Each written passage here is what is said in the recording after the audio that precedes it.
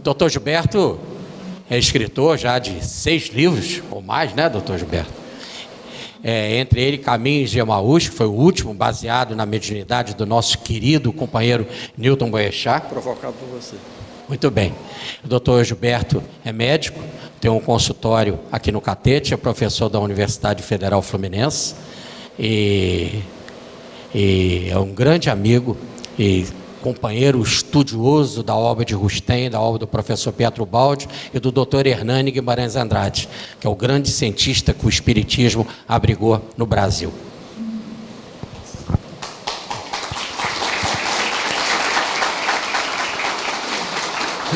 Meus amigos, inicialmente, que a paz de Jesus esteja conosco.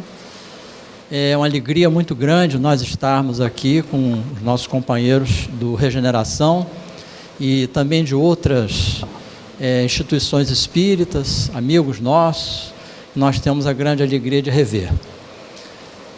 Sobre um evento tratando de Rustem, nós resolvemos trazer alguns apontamentos que nós viemos colhendo ao longo do tempo, né? Especificamente enfocando na obra de Rustem alguma coisa sobre a medicina, porque o Jorge já falou fatos assim bastante pertinentes sobre a obra de Rustem, a importância da obra de Rustem, e nós, quando vamos buscar na obra de Rustem alguma coisa sobre a medicina, nós verificamos como a obra de Rustem também é rica dentro desse aspecto. E é por isso que nós escolhemos trazer algumas informações, alguns apontamentos sobre isso, né? Evidentemente que quando nós formos falar em Rustem, né, em medicina, nós vamos entrar direto, né, em torno da questão do conceito da queda espiritual, né, porque nós vamos ver que tudo que a medicina vai trazer de interessante para nós vai de alguma forma se fundamentar no fenômeno da queda espiritual, né, que tão bem é tratado na obra de Rustem e na obra de Ubaldi também, mas nós estamos enfocando mais a de Rustem, que merece ser citado. É interessante destacar esse trecho aí, que nós trouxemos nesse slide no próximo, que nos mostra a importância da obra de Rustem. Eu até estou me lembrando que é uma questão de uns 6 meses atrás, num almoço com alguns amigos espíritas, as pessoas estranhavam muito porque que eu era interessado na obra de Rustem e me considero um adepto de Rustem. E eu disse assim, bem, mas isso está claro na literatura espírita de maior qualidade. Vamos dar um exemplo pequeno aqui. Vamos lá no Brasil, Coração do Mundo, Pátria do Evangelho, vamos ver o que no capítulo sobre Bezerra de Menezes, o autor Humberto de Campos escreve sobre o Rustem. Então nós vemos ali. Foi assim que Allan Kardec, a 3 de outubro de 1804, via a luz da atmosfera terrestre na cidade de Lyon. Segundo os planos de trabalho do mundo invisível, o grande missionário, no seu maravilhoso esforço de síntese, contaria com a cooperação de uma pleiade de auxiliares de sua obra, designados particularmente para coadjuvá-lo. Nas individualidades de João Batista Rustem, que organizaria o trabalho da fé, de Leon Denis, que efetuaria o desdobramento filosófico, de Gabriel Delany, que apresentaria a estrada científica, e de Camille Flammarion, que abriria a cortina dos mundos, desenhando as maravilhas das paisagens celestes. Bem, isso é um trecho do Brasil, Coração do Mundo, Pátria do Evangelho, de Humberto de Campos, via Chico Xavier, página 176. Bem, é espantoso quem é espírita está desinformado em relação a isso, porque é cristalino isso, né? O autor espiritual fala nesse trecho aí de uma forma assim bastante convincente sobre a importância da obra de Rustem como um dos 4 que coadjuvaram diretamente Allan Kardec, né, ao desdobrar a revelação espírita para nós.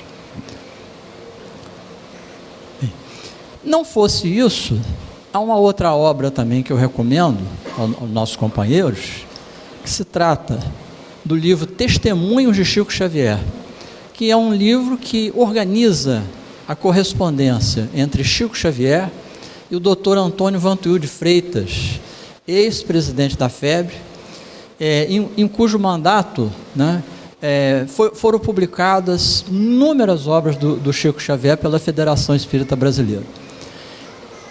Esse volume, que de alguma maneira reúne a correspondência entre o Chico Xavier e o Dr. Vantuil de Freitas, tem vários momentos em que o Chico Xavier fala abertamente, recomenda abertamente, fala com grande simpatia e apoio do desejo dele de estudar, de acreditar, de ser um adepto realmente de Rustem para o Dr. Vantuil de Freitas. E eu quero destacar principalmente esse capítulo, uma carta que está num capítulo de 25 de março de 1947, onde o Chico Xavier fala para o Dr. Vantuil de Freitas claramente sobre a importância que ele dá à obra de Rustem. E esse livro foi coordenado pela Sueli Caldas Schubert, pessoa altamente conhecida, né, dentro do movimento espírita. Então, eu estou trazendo aqui apenas 2 instantes da literatura espírita mais confiável, mais aceita, mais divulgada, mais estudada, que mostram para nós o papel importante de Rustem dentro da divulgação do Espiritismo, em especial com relação à parte evangélica. Nós não podíamos deixar aqui de fazer uma homenagem singela, mas de coração, nossa, ao nosso grupo, ao qual nós já pertencemos há 40 anos, porque agora em maio nós fizemos exatamente 40 anos de trabalhos espirituais, de estudo, de trabalhos práticos, né? O nosso grupo dos 8 do Newton Boechat, que já teve, né, a colaboração do Newton Boechat, que foi fundador, do Luciano dos Anjos, que foi um grande estudioso da obra de Rustem, do Abelardo Magalhães, que foi vice-presidente da Federação Espírita Brasileira, também estudioso de Rustem.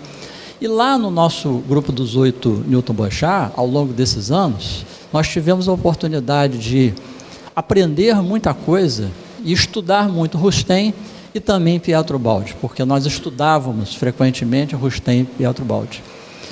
A doutora Leda Rocha, ex-presidente da Regeneração, era um dos componentes desse nosso grupo, e na residência dela, durante muitos anos, nós funcionamos estudando e realizando trabalhos espirituais, sem nos esquecermos aqui também do Dr. Roberto Silveira, figura ilustre e querida da casa, que foi um dos participantes assim mais destacados do nosso grupo, que nós fazemos aí uma singela homenagem nesta ocasião. Quando me perguntam o que na sua opinião, você destacaria, né, sobre a obra de Rustem, confere importância à obra de Rustem, eu tiro 3 pontos aí que considero fundamentais, que Rustem aborda de uma maneira lapidar. Primeiro, a explicação dos fenômenos, curas, milagres, relatados nos textos evangélicos, de uma maneira racional, de uma maneira muito lógica, muito compreensível. Então, isso é uma das virtudes da obra de Rustem que nós devemos sempre de comemorar, né? Segundo ponto, a questão da evolução humana, que é bem explicada em Rustem, magistralmente explicada, quando ele aborda a chamada teoria da queda espiritual. Então, nós só podemos entender mais a evolução humana depois que a gente lê Rustem, porque ele desdobra isso de uma forma que Allan Kardec não teve a oportunidade, depois nós vamos ver isso, de desdobrar adequadamente, porque também um homem só não podia fazer tudo, né? Por isso ele veio coadjuvado, como diz lá Humberto de Campos. Em terceiro lugar, o chamado corpo fluídico de Jesus, que é um aspecto da obra de Rustem sobre a qual há a grande desinformação. A desinformação, a meu ver, é necessária, é responsável, vamos dizer assim, né, por muitas pessoas não entenderem Rustem e às vezes nem lerem Rustem. Então, às vezes vêm desinformadas. E essa desinformação muitas vezes afasta a pessoa desse conhecimento. O corpo fluídico de Jesus, então, seria o terceiro ponto aqui que nós destacaríamos, e ele é uma decorrência do segundo tópico que nós falamos ali. As curas e milagres, elas são explicadas pelo magnetismo, né? Pelos fenômenos de atração e repulsão de fluidos, né? E quando nós falamos em magnetismo, nós temos que considerar que existem vários tipos de magnetismo. Existe o magnetismo espiritual, existe o magnetismo animal, né? Existe o magnetismo material, que é esse que é mais estudado pela ciência, dentro da física, em especial a eletrônica e o eletromagnetismo.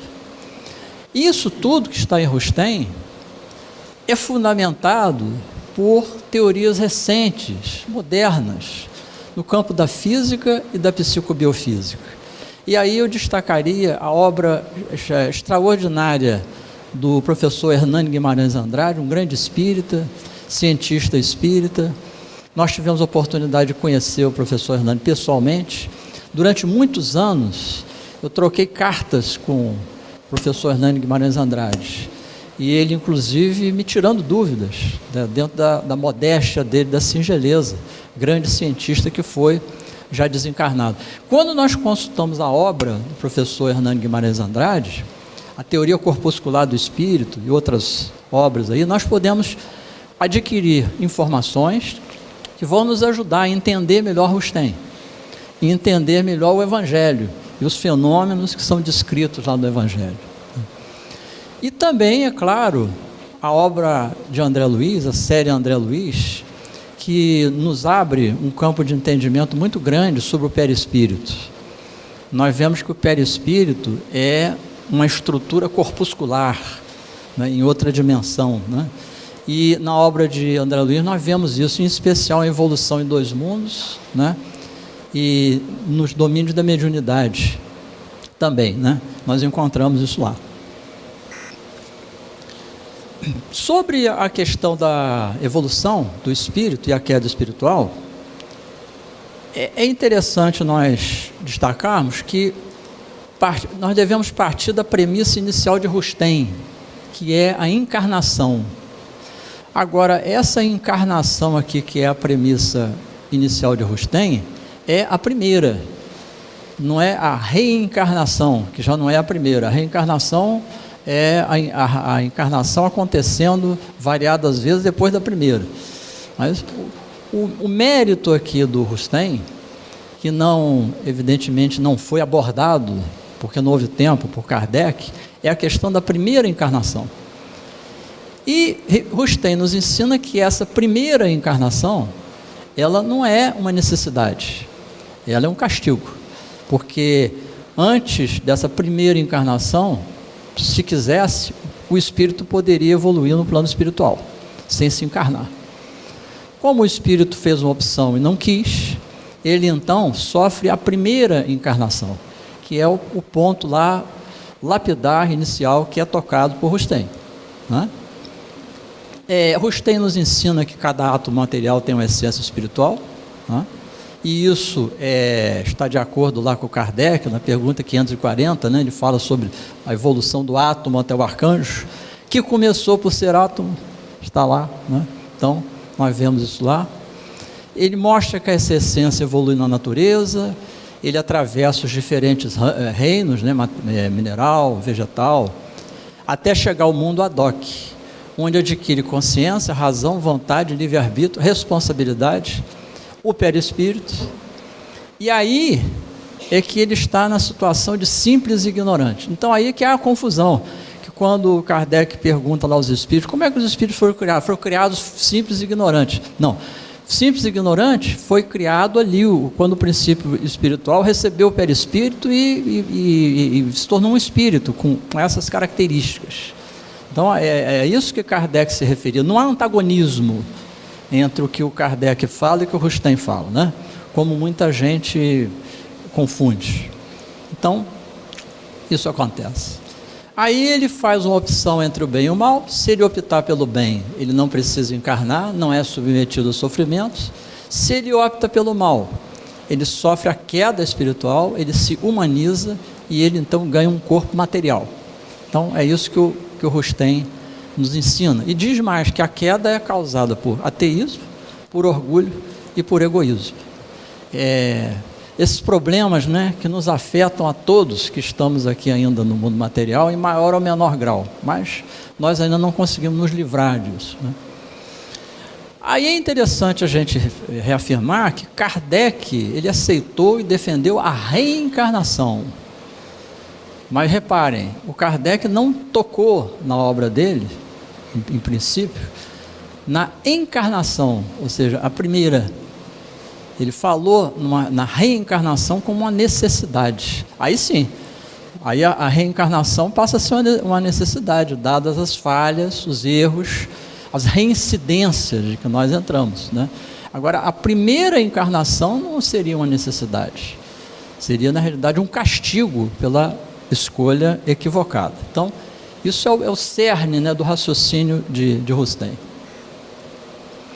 E aí é interessante, nós fazemos uma costura, como é óbvio, né, é quase que automático, entre Kardec e o Livro dos Espíritos, Rustem e os 4 Evangelhos, e o Baldi, quando ele fala muitos aspectos dessa evolução espiritual, em Deus e o universo e o sistema. Então, nós conseguimos conjugar essas coisas todas, né, numa coisa inteligível, racional, interessante. O Livro dos Espíritos, ele não vai muito longe nesse ponto da evolução, ele para ali na questão da primeira encarnação.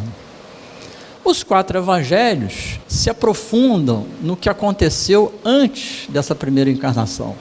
Então, ele se aprofunda nisso, que o Livro dos Espíritos e a obra de Kardec não se aprofunda nisso. E o sistema de Deus e Universo vai mais atrás ainda, mais longe, refere-se às causas que produziram os universos, fluídicos e materiais.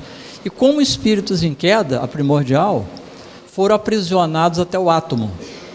Aí, aquela famosa pergunta do Livro dos Espíritos, a pergunta 540. Então, nós vamos ver que não há incoerência entre essas três fontes de conhecimento. Não há incoerência.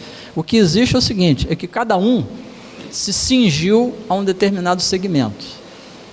Kardec, um determinado segmento mais limitado, Rustem abriu o jogo mais e o Baldi escancarou mais ainda, né? Então é isso que nós encontramos quando nós vamos estudar mais detidamente essas obras aí. Bem, e aí, a evolução espiritual, né, que nós conhecemos aqui, estudamos na biologia, é a evolução material, a darwiniana. Mas seria muito interessante se a gente pudesse expandir isso, né, além de Darwin, e nós estudarmos alguma coisa mais aberta, né, mais profunda. E aí eu tenho que aqui fazer a nossa homenagem mais uma vez, como o Jorge falava comigo agora há pouco, né? Ele andou sentindo aí o Newton Boechat. O Newton Boechat está aqui, com certeza. Ele está por aqui, porque ele é que criou essa figura aí didática, que eu acho muito interessante, que é a quedinha é aquela descrita por Kardec, a reencarnação, né? A queda, que é o que nos foi trazido por Rustem, e o quedão, que é a queda de Ubaldi, porque a queda de Ubaldi é realmente arrasadora, é uma coisa, né, fantástica. O Newton Boechat sempre nos referia para nós isso, foi cunhado por ele, essas expressões: queda, quedinho e quedão. Bem, e o corpo fluídico? Bem, o corpo fluídico, ele é apenas uma consequência da natureza diferente de Jesus, como nos explica Rustem, né? Jesus tinha uma natureza diferente. Ele mesmo falava ali, ó: vós sois daqui de baixo, eu sou do alto, vós sois deste mundo, eu não sou deste mundo. Ele se referia à sua natureza, diferente. Em verdade vos digo que dentre os nascidos de mulher não surgiu nenhum maior que João Batista. Ora, se dentre os nascidos de mulher não surgiu nenhum maior do que João Batista, então Jesus não foi nascido de mulher, quer dizer, não teve uma reencarnação biológica. Não teve. Muita gente confunde o corpo fluídico achando que o corpo fluídico é um corpo fumacinha, como se fosse uma coisa assim meio etérea, que não é palpável, não é? Mas não é bem isso, gente. A diferença é a seguinte, é que O corpo biológico material, normal, ele é fusão de espermatozoide com óvulo. Os dois se fundem, formam um ovo e aquilo dá origem a um corpo biológico, né? O corpo fluídico de Jesus é uma materialização. São elementos tirados da natureza, de outros setores, são aglutinados, formam um corpo igualzinho ao corpo biológico, igualzinho. Apenas esse corpo, que é uma materialização, não tem cordão umbilical, nem tem cordão fluídico, que liga o espírito ao corpo físico. Não tem.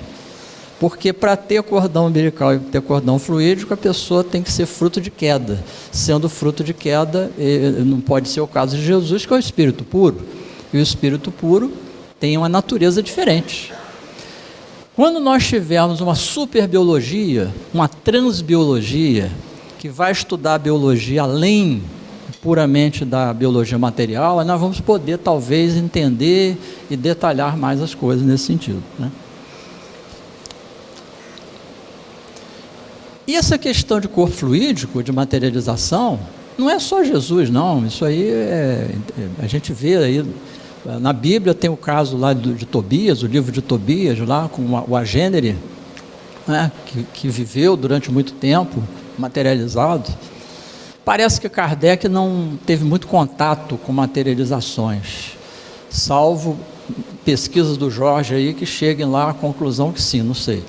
Mas, até onde eu tenho conhecimento, ele não teve contato com materialização, então não era um tema assim muito familiar para Allan Kardec, né? Também Allan Kardec fez tanta coisa, vamos exigir mais dele, né? Coitado. Então, Jesus foi um agênere ectoplásmico, assim, uma materialização. E hoje a própria ciência, de alguma maneira, nos dá elementos para raciocinar. Aliás, deve ter uma palestra depois do Maurício, né? Crispim, que vai falar sobre a ciência e coisas assim novas do corpo fluido. Deve ter muita novidade interessante para nós aí. Vamos aproveitar. As ectoplasmias, as materializações explicam isso. E é claro que Jesus tinha essa prerrogativa porque era um espírito puro, não sujeito a encarnações, conforme está no próprio Livro dos Espíritos.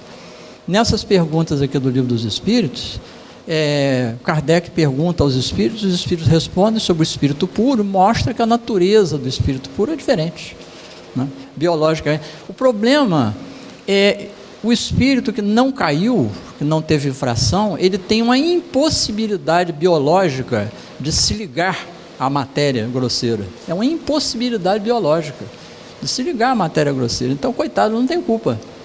Ele para poder se ver, se densificar no mundo, ele tem que aglutinar elementos materiais, né?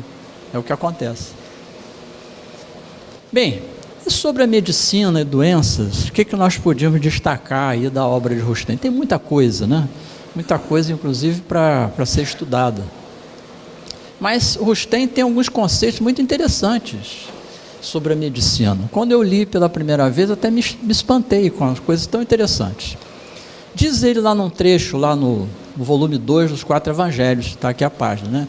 Até que se ultime a depuração moral e, como consequência, a depuração física do homem, a ação magnética humana não bastará por si só, a maior parte das vezes, para a cura das enfermidades. Na maioria dos casos, essencialmente físicos, orgânicos, serão necessários o concurso tanto da ciência médica, como no sonambulismo magnético, das propriedades curativas já conhecidas e das que virão a ser descobertas nas substâncias minerais, vegetais e animais. O Rustem, ele abre um leque, né, de possibilidades para a medicina. Ele não advoga, vamos dizer assim, um único sistema médico para enfrentar as doenças. Ele lança a mão de vários recursos que nós vamos ver que se encontram em diferentes sistemas e racionalidades médicas. A gente vê isso. Então ele continua lá, a medicina não deve ser um sistema, e sim um meio de restabelecer a harmonia das forças vitais quando perturbadas. E os homens, quaisquer que sejam, que se consagram ao tratamento físico da humanidade, devem entregar-se a estudos teóricos e experimentais, lançando mão de todos os meios. olha que interessante, ele inclusive estimula a ciência médica a buscar continuamente, né, novos elementos que possam contribuir para a cura, independentemente de que sistema esses conhecimentos médicos pertençam, né? Todos os sistemas médicos terão de se unir para formar um único. O princípio dos contrários, os princípios dos semelhantes, aí a homeopatia, que trabalha com o princípio dos semelhantes. O magnetismo humano e o sonambulismo magnético são do domínio das leis da natureza. Ainda no volume 2, na página 80.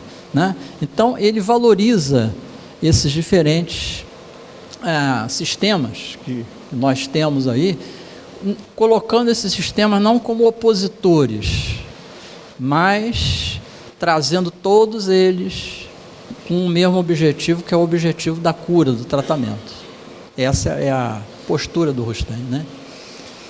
E ele, com relação às causas das enfermidades, ele fala bem lá, né? Remonte o homem à origem do mal, sobretudo procure sempre a causa moral em todas as dores físicas, dores orgânicas, bem entendido. Então ele diz que por trás de várias doenças, inclusive doenças que se manifestam mais fisicamente, existiria sempre uma razão moral, uma razão ética, que aliás é o que nós lemos quando nós estudamos a doutrina espírita, né? A doutrina espírita nos ensina isso. A melhor vacina que existe contra as enfermidades é o indivíduo trabalhar pela sua integridade moral e o seu justo proceder. Essa é a melhor vacina que existe, né, com relação às enfermidades. E que tem ainda origem no espírito, a maioria das doenças. Aquele que quebra um braço não pode acusar nenhuma dor secreta ou maus pendores. Porém, nos inúmeros males que afligem a humanidade, pesquisai bem o fundo dos corações e das consciências, e encontrareis a raiz dessa árvore que se estende por todos os membros. O coração ou a alma sempre estão atacados. Daí a perturbação do sistema nervoso, fonte de todas as enfermidades, de todos os sofrimentos. Perscrutai os antecedentes de quem sofre e muitas vezes descobrireis o peso oculto de uma ação, um acontecimento que interessou a saúde, viciando o sangue que devia circular puro nas veias. Ora, isso aqui que eu li, que está em Rustem, é a base da medicina psicossomática. Se nós formos lá nos aprofundar na medicina psicossomática, e cuja origem lá remonta àquela época depois da psicanálise, ali em 1940, 1950, com o famoso psicanalista Franz Alexander, que foi o papa da medicina psicossomática, lá ele defende que as doenças têm como origem, na maioria das vezes, causas emocionais, perturbações emocionais que a pessoa teve anteriormente, ou desvios que ela teve, que se consolidam ao longo do tempo, fazendo surgir as enfermidades. Ora, isso é um conceito da medicina psicossomática. Isso aqui é a medicina psicossomática, isso está em Rustem, século XIX. Então, nós vemos aí a atualidade, né, dos conceitos de Rustem. E aí Rustem nos traz um outro conceito que eu acho muito interessante. Ele disse que, basicamente, existiriam dois tipos de doença, né? Um tipo de doença seria chamada doenças kármicas. São aquelas que as alterações que o indivíduo apresenta ocorrem em função da lei de retorno. Ou seja, a pessoa cometeu alguma infração, algum desvio e tal, e aquilo resulta, né, então, numa enfermidade. E é o que nós vemos acontecer muitas vezes. Mas ele fala também das chamadas doenças da imprevidência. Que doenças seriam essas? São aquelas que a doença resulta de um descuido da pessoa. Por exemplo, se o sujeito sabe, por exemplo, que fumar dá câncer de pulmão, e ele sabendo disso, ele continua a fumar, e amanhã ele tiver um câncer de pulmão, aí a doença não é kármica, não. A doença é porque ele tem imprevidência, ele sabia que podia dar câncer de pulmão se ele fumasse, mas ele quis assim mesmo fumar e continua fumando e vai por aí. Então nós temos vários casos de doenças que o Rustem chama da imprevidência, que são doenças que decorrem do nosso livre-arbítrio mal utilizado. E aí não é kármico. Não houve nenhum ato passado da pessoa que resultou agora numa enfermidade no momento. E aí Rustem defende, né, a união e convergência das diversas racionalidades médicas. A medicina deverá atuar lançando mão de diversos recursos, a saber, o magnetismo, a alopatia e a homeopatia. Então ele acolhe essas várias racionalidades médicas, né, em benefício da pessoa. Bem, e vocês me perguntariam, o que o Rustem, o que as obras espíritas em geral, no seu cerne, né, nos falam da doença. O que seria a doença? Se nós perguntarmos aos médicos mais qualificados da atualidade o que é a doença, podem tirar o cavalinho da chuva que eles não vão saber responder. Nenhum médico, por mais qualificado, saberá me dar uma resposta a essa pergunta: o que é a doença? Não vai saber responder. Pode chegar perto, pode formular algumas hipóteses, algumas coisas mais aproximadas, mas ir lá na mosca ele não vai saber dizer. Por quê? Para ele saber dizer isso, ele teria que ter conhecimento primeiro tácito do mundo espiritual, né, e das leis do mundo espiritual. Então, como nós não temos ainda oficialmente esse conhecimento, então nós ficamos com dificuldade para responder essa pergunta.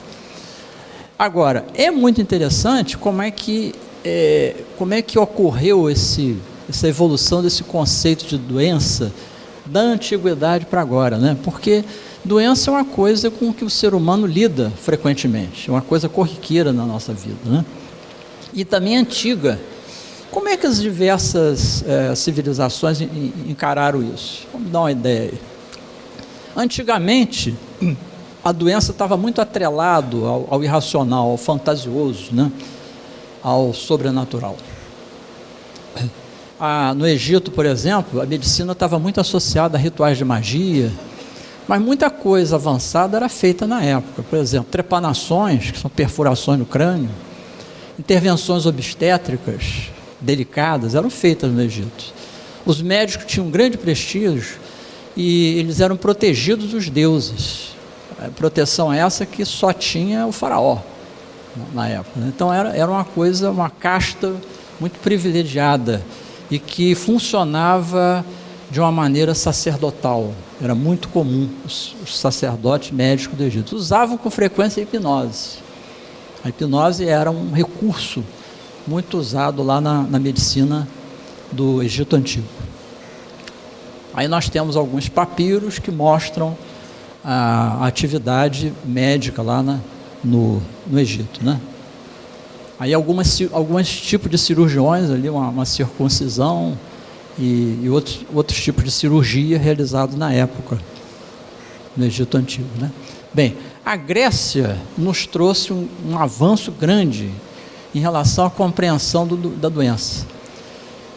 O nosso grande Hipócrates, considerado o pai da medicina, ele foi o primeiro a mostrar que a doença tinha causas naturais. Então, o grande feito de Hipócrates foi isso, foi mostrar as causas naturais levando à doença. O Dr. Hermínio Miranda, quem nós tínhamos uma grande amizade, conversamos sobre isso durante muitas vezes, tinha uma tese que eu acho muito interessante, de que um mesmo espírito teria sido Hipócrates, Paracelso, que foi um grande médico suíço e precursor da homeopatia, e Hahnemann, que foi o criador da homeopatia. Eu conversei com ele algumas vezes e ele defendia essa tese, chegou até a publicar um livro, né, onde ele defendia. Eu acho que é alguma coisa coerente isso, né? Então o Hipócrates nos trouxe essa afirmação, né? Agora, os conceitos hipocráticos, eles de alguma maneira ainda eram um pouco confusos, né? Então ele, por exemplo, acreditava numa doutrina chamada doutrina dos 4 humores, seriam os 4 temperamentos: o fleumático, o sanguíneo, colérico e o melancólico. Então, o corpo teria 4 tipos de fluidos, e dependendo da mistura desses fluidos, a pessoa tenderia a ter uma doença, outras tenderiam a ter outras doenças. Então, isso era um conceito hipocrático, que com a pesquisa atual isso não chegou a se confirmar. Isso aí, o Hipócrates morava na ilha de Kos, na Grécia, né? E fundou uma escola de medicina lá, que era a mais famosa da época. E há uma árvore lá na ilha de Kos, que os gregos dizem que essa árvore é ainda da época do Hipócrates. Então, ela é famosa, ela é sempre publicada em cartões, em selos e tudo. Dizem que Hipócrates ensinava debaixo dessa árvore, né? Ele ensinava os seus alunos ali. Alguns instrumentos lá que os médicos da época de Hipócrates usavam, né? Nada animadores, né? Nada animadores aí. Aí é verdade que está um pouco enferrujado, mas não é muito animador, não. Nós sonhamos com uma outra medicina, mais fluídica. Não é muito animador, não. Bem, depois houve uma figura que trouxe grandes conhecimentos para a medicina, que foi o médico romano Cláudio Galeno. Deixou nome com muita coisa aí, né? Os mais antigos, aqui todo mundo novo, mas os muito mais antigos se lembram da farmácia galênica, né? Chamada farmácia galênica, derivada do Cláudio Galeno, manipulava muitas coisas e tal. Deixou muita coisa escrita, mas muita coisa errada. Por exemplo, imaginem vocês o seguinte: o Galeno, ele fundamentava suas aulas de medicina depois de estudar os animais. Bem, nós sabemos que a anatomia e a fisiologia dos animais, embora parecida, não é igual à anatomia humana, né? Então, os estudantes de medicina até o século XIV, século XV, aprendiam, baseado em Galeno, que o coração tinha 3 cavidades.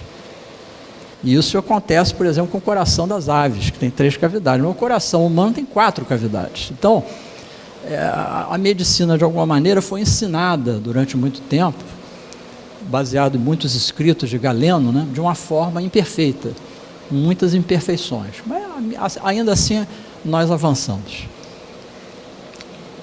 Na Idade Média, o diagnóstico das doenças era feito pelo pulso, pegando-se o pulso do paciente, pela uroscopia, tirava-se uma amostra de urina e o médico examinava contra a luz, às vezes até provava. Eu não queria ser médico na Idade Média de jeito nenhum. Imagine eu que sou endocrinologista, para fazer um diagnóstico de diabetes, tem que provar uma urina doce. Eu não quero urina doce de forma nenhuma. Mas acontecia isso, né?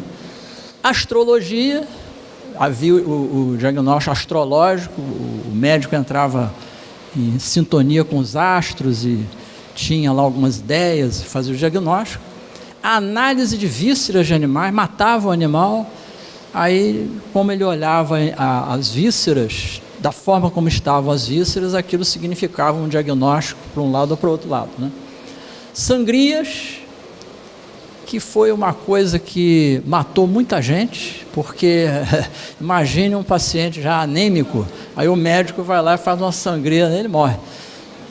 Não sei se vocês conhecem, mas assim, lapidar o caso do George Washington, o primeiro presidente norte-americano. O Washington, dizem lá os seus biógrafos, que ele estava doente, de cama, uma amigdalite forte, né? E aí os médicos chegaram, vamos salvá-lo, vamos fazer uma sangria. Coitado, já com aquela amigdalite, acamado, anêmico, fizeram a sangria, o George Washington morreu depois da sangria, isso é conhecido, né? Então, sangria.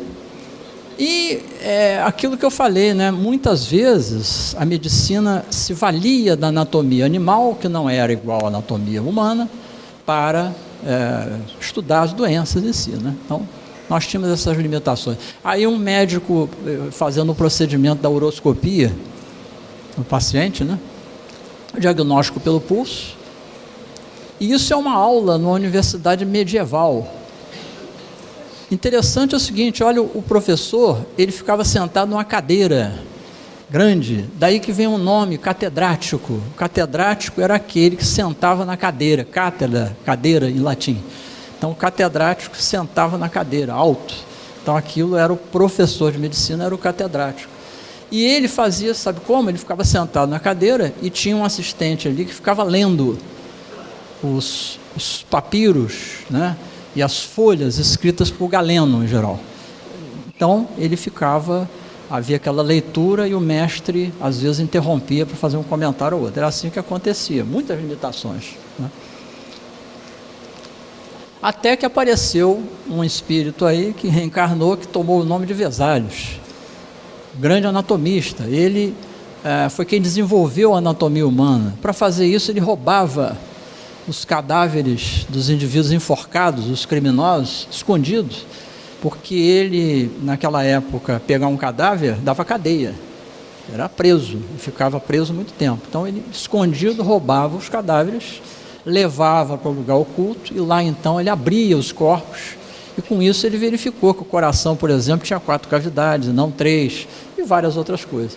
Isso trouxe um avanço muito grande, desenvolveu a anatomia. Aí os cadáveres de enforcados que eram levados por Vesalho, né, para estudos de anatomia. Esse é um quadro de um famoso pintor holandês. Esse quadro chama-se Lição de Anatomia. Lição de Anatomia, um pintor holandês, mostrando aí a dissecção, né, dos órgãos. Bem, na época do Vesalho, né, a medicina já, de alguma maneira, imaginava que a doença estaria nos órgãos, porque quando os cadáveres de pessoas que morriam de doenças, eles eram abertos, os anatomistas e os patologistas encontravam certos órgãos danificados. Então, encontrava o fígado danificado, encontrava o pulmão danificado, né, ou o coração danificado. Então, surgiu o conceito do seguinte: bem, a doença é uma coisa que surge no órgão.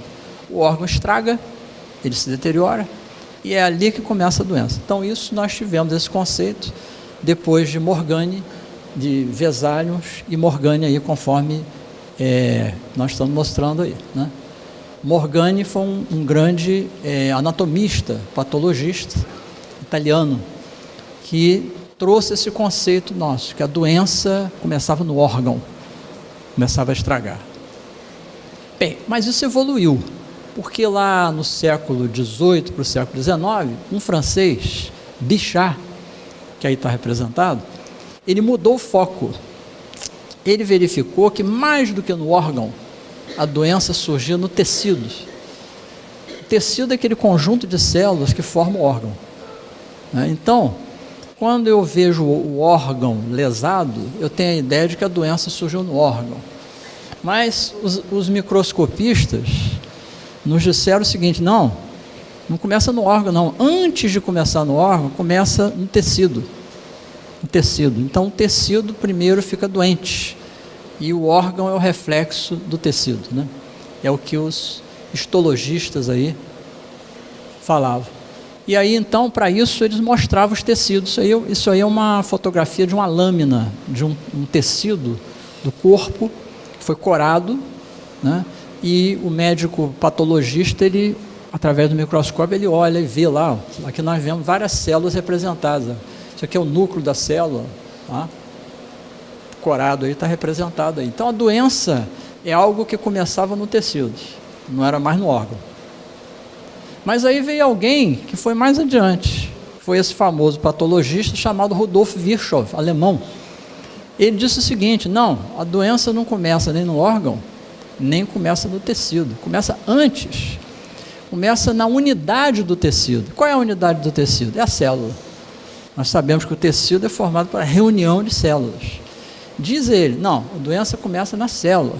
A célula que adoece, depois o tecido adoece, depois é o órgão que adoece, né? Então, a coisa mudou.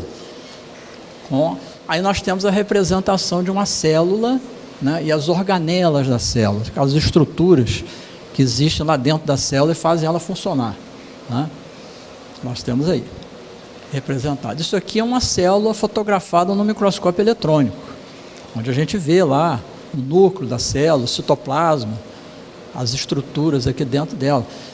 O Virchow dizia, quando a doença começa, a célula começa a ficar doente, começa a alterar. Então, se a gente olhar a célula lá no microscópio eletrônico, já vê a célula lesada, antes do tecido e antes do órgão estar lesado. Olha como é que nós estamos andando na profundidade, em direção à profundidade, né? Com essa evolução aí.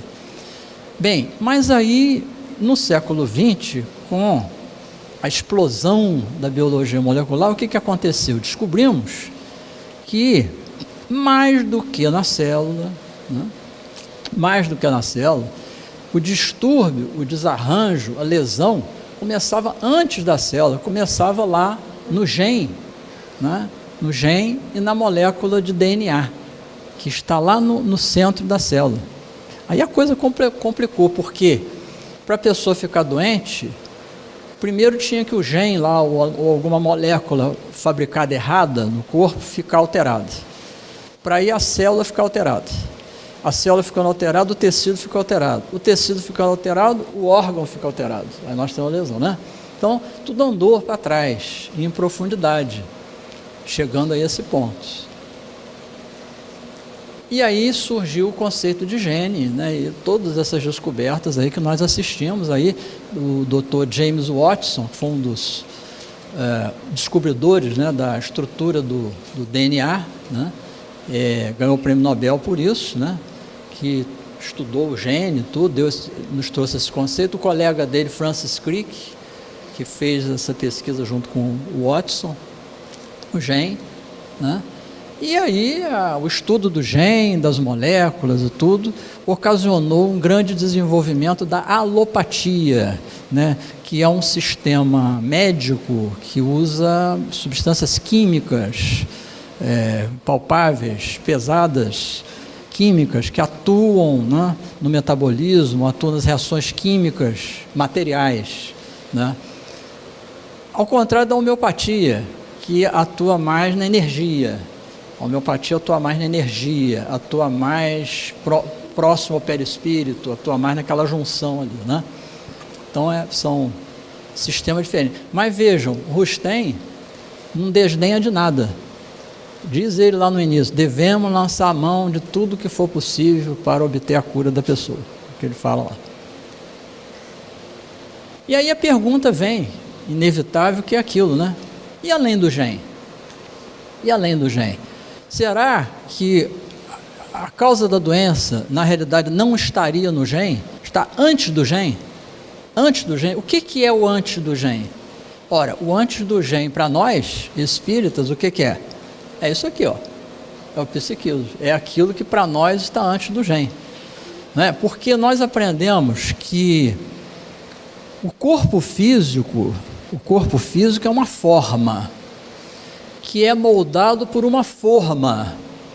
Então, há uma forma que molda a forma, né?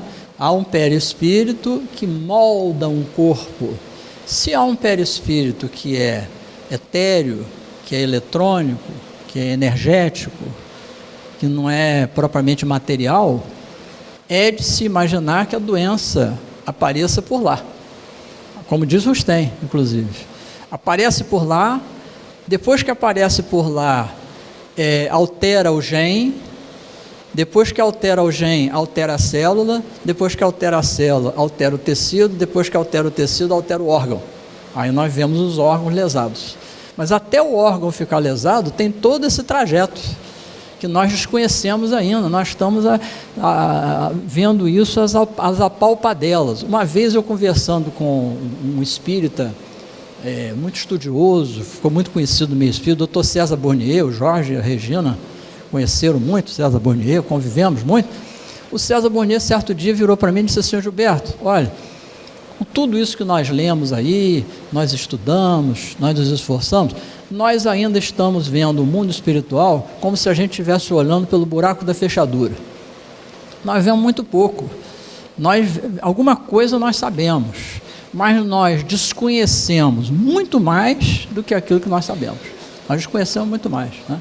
Então, com certeza, nós esclarecermos exatamente o que é a doença, tem lá uma resposta, mas nós ainda não estamos lá, muito em cima da resposta, não. Nós estamos andando para lá, nós estamos andando em direção ao psiquismo. Tá? Bem, aí nos diz Rustem, tudo deve ser aproveitado, né? A homeopatia, a medicina tradicional chinesa, que tem aí 5.000, 6.000 anos, deve ter algum fundo de verdade, alguma coisa faz lá. A medicina holística e outras, que devem contribuir para nós avançarmos. A homeopatia, né, teve um precursor, que foi o Paracelso, um médico suíço, fundou a iatroquímica, ele começou a usar substâncias químicas com finalidade de cura, né? Bem, o doutor Hermínio, por exemplo, sempre defendeu que o Paracelso depois reencarnou como Hahnemann. Aliás, tem uma comunicação na obra de Kardec, uma comunicação de Hahnemann, que fez parte da equipe de espíritos da codificação, né? Em que ele assina como Hahnemann, autrefois Paracelso. Hahnemann, de outra vez, Paracelso. Quer dizer, ele mesmo se identifica ali como o Paracelso. Pode ter sido Hipócrates também, não sei. É uma hipótese, mas pode ter sido. Mas o Paracelso foi o precursor da homeopatia. Voltou depois como Hahnemann e trouxe a homeopatia. Aí o nosso Hahnemann, né, que trouxe a homeopatia, é um sistema médico fantástico, né, que nos ajuda muito. E aí, a gente até pergunta, existe medicina holística ou integral? Eu acho que não, eu acho que a medicina é uma coisa só. Quando o médico vai atuar, ele deve se esforçar por lançar a mão de tudo que ele pode saber, o que outros até podem trazer para ajudar, para beneficiar a pessoa. A solução de um caso X pode ser pela homeopatia, a solução de um outro caso pode ser pela alopatia, a solução de um outro terceiro caso pode ser a cirurgia, embora a gente não queira, fica apavorado, mas às vezes é a cirurgia a solução, né? Então, é isso que acontece, em geral, com a medicina. A homeopatia, a medicina chinesa, né? É fantástico como é que os chineses têm uma sabedoria de conhecer aqueles meridianos, né? Já há 5.000, 6.000 anos. Né? E aí, como é que nós podíamos chegar espiritualmente a tentar dar uma resposta àquela pergunta inicial que nós fizemos, né? O que é a doença? O que é a doença, afinal, né? Que é difícil responder. Bem, o balde nos ajuda nisso, porque isso aqui é um conceito baldiano, né? Diz o professor Baldi o seguinte, quando ele trata lá do problema das doenças na obra dele, que a ignorância, o orgulho, a vaidade leva ao erro. O erro leva à dor. A dor é uma reação da lei a um equívoco da pessoa, é uma reação da lei.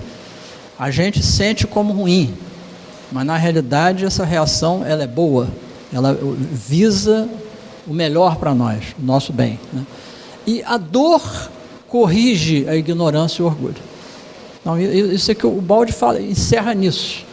Ele coloca o espírito, né? O espírito da compreensão da doença é isso.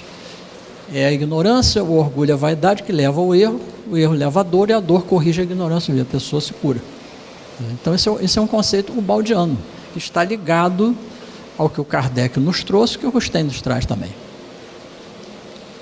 E, na grande síntese, eu recomendo a vocês que leiam lá um capítulo chamado A Função Biológica do Patológico, que é um capítulo extraordinário, que nos mostra em muito detalhe, né, todo esse processo da lei maior, quando instala em nós o patológico com a finalidade de corrigir o biológico, corrigir a doença.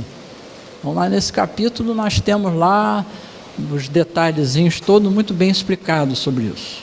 Como é que o patológico ele nos traz essa resposta aí positiva, né? a grande síntese Preto-Baldi.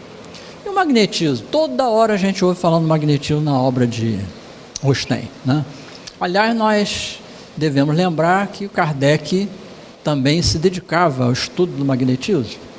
E na época lá do Kardec e do Rostand, o magnetismo era muito usado, inclusive terapeuticamente, né?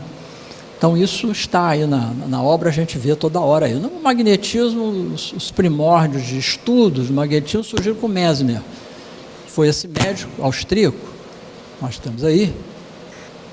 Ele, não se sabe exatamente como era esse processo, mas parece que era uma espécie de hipnose associado a uma sugestão forte que a pessoa empregava. Evidentemente que as leis dos fluidos têm que ser respeitadas aí. Mas ele curava, conta a história, muitas pessoas. E ele ficou famoso. Muitos doentes eram levados de várias partes da Europa, até o Mesmer, e ele promovia sessões de cura, às vezes até usando, como vocês estão vendo aqui, uma mesa que ele dizia energizada magneticamente. E as pessoas ali, muitas se curavam quando tocavam naquele local. Aí tem uma chamada baquet de Mesmer, que era um instrumento que ele inventou, que estaria energizado, e isso ajudaria muito na cura de muitas pessoas.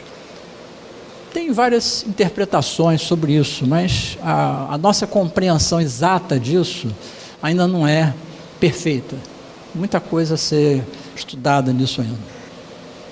Houve magnetizadores famosos, um dos mais antigos foi o Abade Faria. Ele era um abade e dizem que um grande magnetizador, um grande hipnotizador.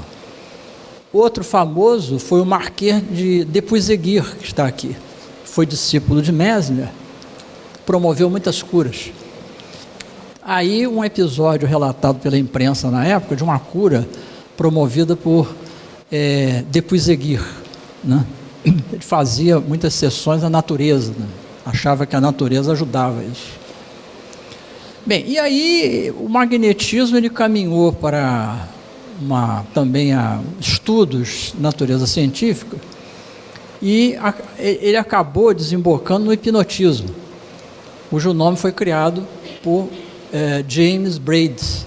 E aí a explicação para o fenômeno dada pelo Braid, do hipnotismo, é uma explicação que dispensava fluido, dispensava o elemento imaterial. Ele entendia a magnetização, o hipnotismo, como ele dizia, como um puro decorrência de alterações neurofisiológicas. O próprio cérebro, os nervos, bastariam para isso.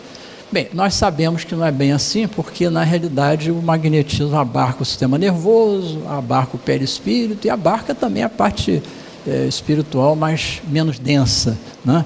Nós não sabemos ainda ao certo o que entra nisso tudo. Precisa de estudos para isso. Aí o Braid em ação, hipnotizando. Esse foi um grande hipnotizador, e foi o professor assim mais importante que Freud teve. Freud nos trouxe o conceito da psicanálise depois de um estágio que ele teve com o professor Charcot na Salpêtrière, um hospital famoso de Paris, onde ele estudou muito histéricos, né? Estudou muito histéricos. E o Charcot foi quem trouxe assim, informações muito interessantes para o Freud, influenciou o Freud até ele vir a criar a psicanálise. O nosso amigo Charcot, né, na revelação do Newton Boechat, encontra-se encarnado atualmente aqui no Rio de Janeiro. Mas eu não estou autorizado a dizer quem é. Mas sei que vocês... aí numa ida ou num lugar aí qualquer aí, vocês vão se deparar com o nosso Charcot, que está aqui no Rio de Janeiro. Até o momento o Jorge conhece, sabem quem é, mas não fala também não, viu, Jorge? Mas está lá. Eu botei uma chave no livro, no meu livro A Cura pela Água, as orientações do Xavier, o Charcot examinando Pedro II, quando ele foi a França, lá na Europa. E ficou curado. Isso aí. Aí uma aula de Charcot, muitos dizem que essa pessoa aqui, ó, na primeira fila que assistindo a aula de hoje, seria o Freud. O Charcot ensinando lá no hospital da Salpêtrière. Aí o Freud, né, criou a psicanálise. Bem, e aí depois do Freud teve várias escolas, vocês conhecem isso bem, né? Jung, o Adler, o Reich. O Reich desenvolveu muito o conceito de orgônio.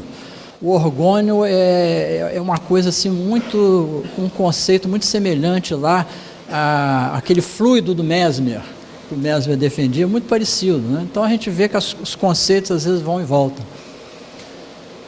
Temos o Alexander, da medicina psicossomática, o Stanislav Grof, que desenvolveu muita coisa na psicologia transpessoal, que admite, né, a existência de um ente fora da matéria, né, e outros ainda.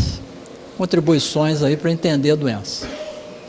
Bem, e o que diz Rostand? Rostand fala isso, né? Ele enaltece a todo instante o magnetismo, dizendo que o magnetismo permite, né, a explicação dos fenômenos, as curas e os milagres relatados no texto evangélico. E realmente, sem a explicação do Rostand, fica difícil a gente, cientificamente até, a gente compreender vários fenômenos que estão descritos nas Escrituras, que nós conhecemos bem, né? O Kardec mesmo foi um grande entusiasta do magnetismo. Então, a chave para o entendimento, o magnetismo que promove a atração e a repulsão dos fluidos. O magnetismo seria o agente que tudo influenciaria, sendo ele o resultado da modificação do fluido universal. Haveria o magnetismo animal, espiritual, humano, vegetal e mineral.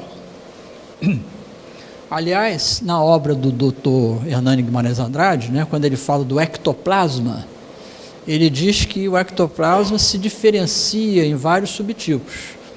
Então, teria o ectoplasma animal, teria o ectoplasma vegetal, que ele chama de ectofitoplasma, e o ectoplasma mineral, ectomineraloplasma. Então, isso dependeria, né, da matéria ali, né, que haveria. Magnetismo também. O magnetismo, a gente pode ter uma ideia assim, aproximada dele, quando a gente estuda o magnetismo que é abordado pela física, que é o magnetismo mineral. Esse que é estudado pela física, em geral, nós conhecemos. É o terreno dos ímãs, conforme estão aqui, né? A explicação do magnetismo mineral é exatamente o átomo, que está representado aqui, como um magneto. E aí, por que determinados materiais teriam essa propriedade magnética de ser um magneto? São elementos químicos, né, que apresentam uma situação de desemparelhamento dos elétrons. Os elétrons que circulam ao redor do núcleo do átomo, eles geralmente andam em dupla. Nós não temos, em geral, elétrons soltos circulando ao redor do átomo. Nós temos os elétrons em pares, 2 a 2. Alguns elementos químicos, curiosamente, fogem a essa regra. Então, em vez de terem todos os seus elétrons em par, eles têm alguns elétrons únicos, né? Único. Então, o elétron não tem o par dele.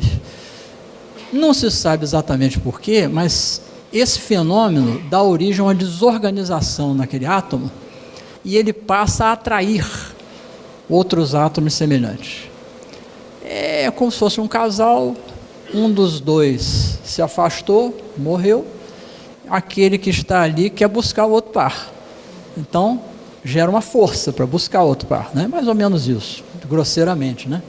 Então, o fenômeno do magnetismo estaria por trás disso, assim, tentando dar uma explicação mais didática, né? E interessante é o seguinte, o átomo de ferro, ele tem essa característica, ele tem alguns elétrons lá na sua estrutura, né, que não tem par, são elétrons sozinhos, e isso gera um desequilíbrio que origina a força magnética. A força magnética vem daí. Bem, aí a gente poderia especular também. Bem, e o espírito? Bem, o espírito é formado de átomos também. O doutor Hernani Guimarães Andrade chama, inclusive, o átomo do espírito de psiátomo. E diz ele, o átomo espiritual, ele é análogo ao átomo material. Apenas ele é mais sofisticado e ele é estruturado numa matéria mais sutil. Mas teria uma estrutura semelhante. Então, essa questão do magnetismo, perguntas que a gente pode fazer que não tem resposta. Será que o magnetismo resulta, de alguma maneira, de algum tipo de conformação atômica do perispírito de certas pessoas que têm essa capacidade? Não sei. Eu estou lançando perguntas. Nesse campo a gente tem muito mais perguntas e poucas respostas, né? Mas isso que é interessante para nós estudarmos, né? Procurarmos desvendar. O elemento, a estrutura que é magnética, ele gera um campo, conforme está aqui, ó. Esse é o campo de um ímã, né?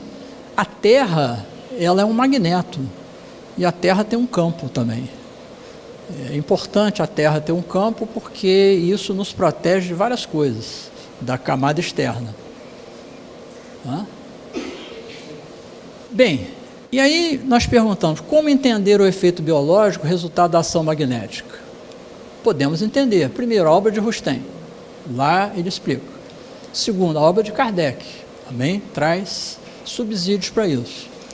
A teoria corpuscular do espírito do Hernani Guimarães Andrade nos mostra como é o átomo espiritual. E aí a gente entendendo como é o átomo espiritual, pode entender vários fenômenos de natureza espiritual. André Luiz, em Evolução em Dois Mundos e Mecanismos da Mediunidade, principalmente esse último, também explica muita coisa. Quando ele fala em eletricidade, faz um paralelo espiritual com a eletricidade material, né? E o conceito de biologia supranormal de Pietro Baldi. O Pietro Baldi nos introduz a biologia supranormal, né? Quando ele fala que no ser do futuro biológico é possível que o elemento fósforo vai entrar em maior quantidade do que entra hoje, além do carbono, hidrogênio, oxigênio e nitrogênio. Então isso é interessante porque ele aponta mais ou menos para onde nosso próprio organismo físico vai caminhar. Me lembro disso também no nosso César Bonnier, eu conversava com ele, uma vez ele me disse o seguinte, olha, o mentor espiritual me projetou aqui uma imagem, né, de Hammurabi. Engraçado, o Hammurabi foi o grande legislador lá da Síria, né, bem atrás, grande legislador. Aí, o mentor dele projetou, o César estudava muito a reencarnação na história, então ele frequentemente nos dava revelações sobre isso. Nessa revelação, nessa visão que ele teve, ele disse, olha, o mentor projetou para mim o Hammurabi.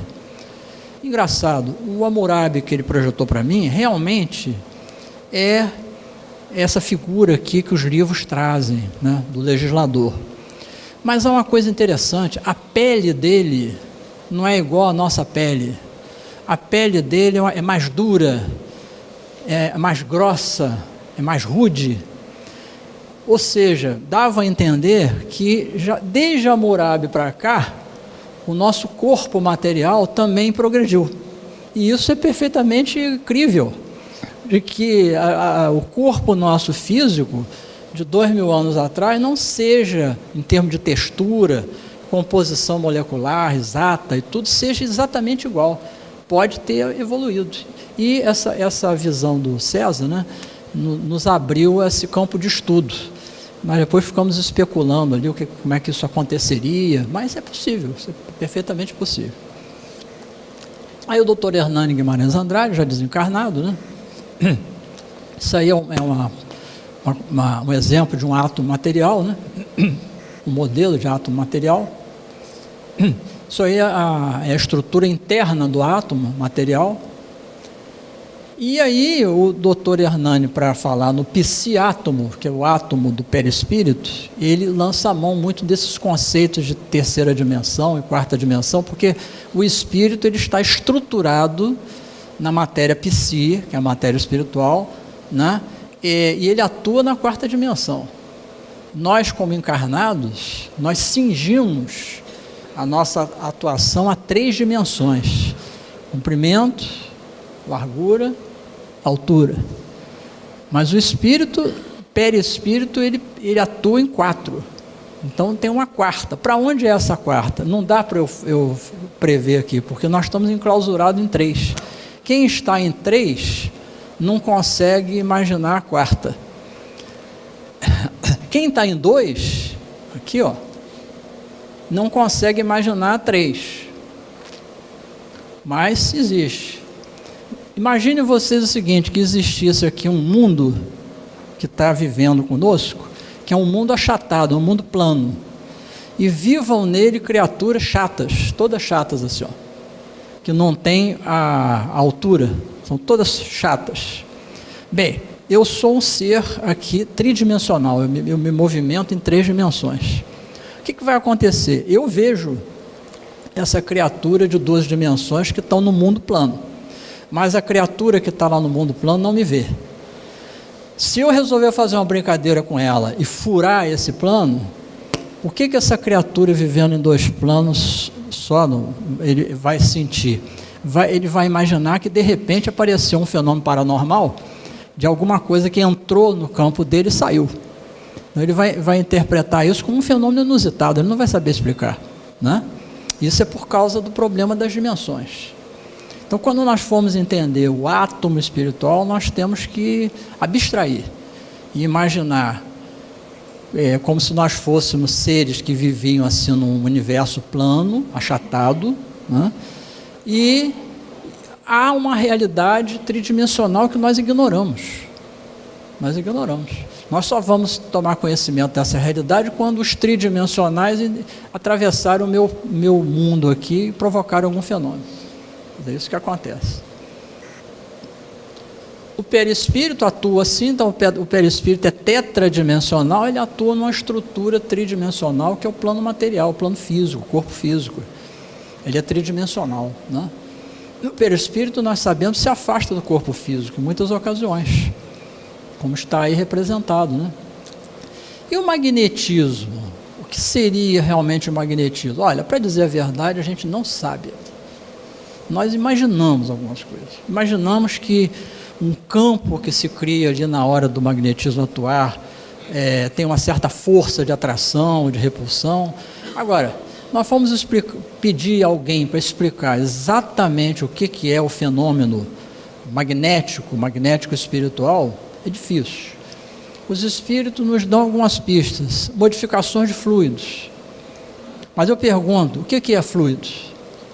Alguém tente me dar uma definição exata, perfeita de fluido. Não tem. Até agora não tem. Tem a palavra fluido usada para designar muita coisa que é englobada naquilo, mas exatamente o que é não tem. Então nós temos que confessar um pouco a nossa ignorância e estudarmos, procurarmos aprofundar para chegar lá, né? Aí o magnetismo, claro, influencia muito no passe, né, que é uma forma de tratamento muito usada por nós, todo mundo, né? E o Rustem ajuda a explicar esses fenômenos de efeitos físicos, reversões de catalepsia que estão descritas lá no Evangelho, curas por ação fluídica, curas por desobsessão, tudo isso acontece. Sem o entendimento de Rustem fica difícil de entender, né? Então, tudo começa aí com essa faculdade do perispírito, né, de o espírito se afastar do corpo físico, ligado por um cordão ao corpo físico, né, conforme eu já falei. Em algumas condições, o espírito pode até se afastar muito do corpo físico e conversar com a gente pelo corpo físico, ele estando a quilômetros de distância, pode acontecer. Eu me lembro, vou contar rapidamente aqui, em 1977, 78, fui fazer um curso de hipnose médica, tinha curiosidade de aprender. Levei um grande discípulo, meu companheiro, que está ali sentado, Jorge Damas, que se interessou em fazer o curso de hipnose. Era hipnose médica, mas ele quis lá e acabei acertando com o diretor do curso uma permissão para ele fazer, ele fez o curso comigo. Muito bem. Numa das aulas finais, Jorge até não estava, numa das aulas finais aconteceu uma coisa curiosíssima. O diretor foi fazer uma hipnose num dos colegas nossos da aula. E aí o diretor botou o nosso colega em transe, começou a falar com ele, ele deu todos aqueles sinais de que estava hipnotizado, se afastando do corpo. Aí o diretor falou com ele assim: olha, vá até o seu consultório. Isso era à noite. E esse nosso colega foi então até o consultório dele. As aulas eram dadas ali na Praça da Cruz Vermelha.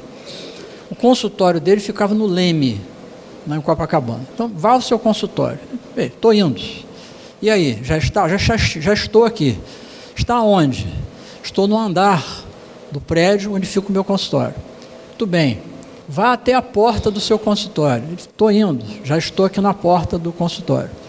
Entre no seu consultório, porque você pode atravessar a porta, não tem problema nenhum, não. Ele falou assim: bem, entrei. E aí? Uma coisa estranha. Tem uma pessoa aqui dentro. Você tem uma pessoa aí dentro? Tem uma pessoa aí dentro. Tem certeza? Tem uma pessoa aí dentro. Olha, uma pessoa aí dentro, consultório à noite, fechado, o que era? Um ladrão. Então, paramos a sessão, todo mundo pegou seus carros, chamamos a polícia, foi chamada a polícia e fomos lá para o prédio. Um ladrão lá no consultório do colega. Aí fomos, a polícia chegou, entrou, subiu. Ora, quando subiu e abrimos a porta, o consultório tinha um daqueles, aquelas peças de madeira que a pessoa pendurava, casaco. Então tinha um casacão grande ali e um chapéu. Então aquilo dava a ideia da pessoa olhando que era uma pessoa ali dentro do consultório. Não era uma pessoa, era o espírito hipnotizado. Não, ele saiu do corpo físico, foi até o seu consultório, ele viu o casacão, ele viu o chapéu, achou que era uma pessoa ali dentro, né? Então, uma prova assim, muito interessante, né? Era um dos diretores, né? O Jorge fez o curso lá, um grande hipnotizador, né? Bem, reversões de estado de catalepsia. Olha aqui alguns exemplos que nós temos lá no Evangelho, né, que nos mostram a atuação. O magnetismo nos explica isso. Curas por ação fluídica. Mulher curvada, 18 anos, o leproso, paralisia do servo do centurião, cura da sogra de Pedro, cura do paralítico da piscina de Betesda, cura da hemorroída. Todos exemplos de ação fluídica. Curas por ação fluídica ainda. Os cegos, o possesso, a mão paralítica, o cego de nascença. Curas operadas pelo contato com o veste de Jesus. Cura do surdo mudo no Mar da Galileia.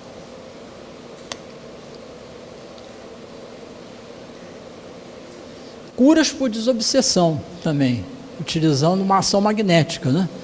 O homem da sinagoga, a legião de maus espíritos, o cego e mudo por efeito de subjugação, a filha da mulher cananeia e o filho lunático. São exemplos aí de desobsessão por ação fluídica.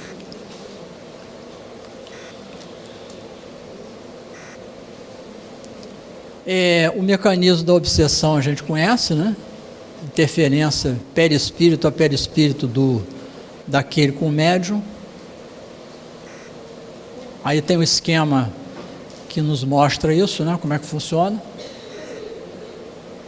E aí a figura mais notável, né, de todos os tempos da medicina, que está atuando e também atua até hoje, né, nos convidando a seguirmos o caminho que ele traçou para todos nós. Muita paz a todos.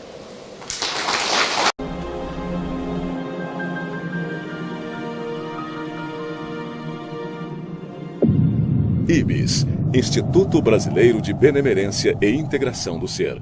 www.ibis.org